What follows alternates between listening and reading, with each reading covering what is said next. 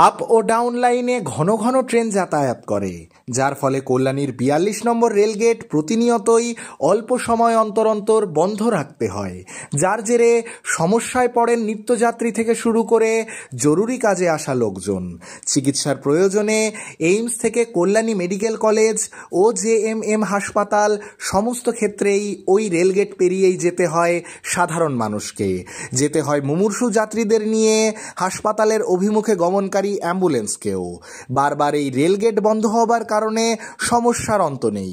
তাই এবার কল্যাণীবাসীর পাশাপাশি দূর দূরান্ত থেকে আসা সাধারণ মানুষের সমস্যার সমাধান করতে এগিয়ে এলেন কল্যাণীর বিধায়ক শ্রী অম্বিকা রায়। তারই প্রচেষ্টার ফল যে পূর্ব রেলের শিয়ালদহ ডিভিশনের ডিআরএম শ্রী দীপক নিগম মহাশয় সম্প্রতি কল্যাণীর ৪২ নম্বর রেলগেটটি পরিদর্শন করেন।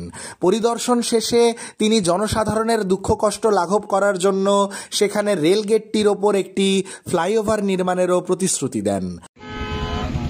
आज हम लोगों ने सर्वे किया फील्ड का यहाँ पे रोड ओवर ब्रिज बनने के लिए, तो हमारे माननीय एमएलए साहब भी मौजूद हैं, उनके संग हम लोगों ने फिजिकली चेक किया तो आरओबी फीजेबल लग रहा है। इसकी हम लोग एक डिटेल प्रोजेक्ट रिपोर्ट बनवा के और फिर इसको प्रपोज कर देंगे, तो जल्दी ही इस पे काम स्टार्ट हो जाएगा।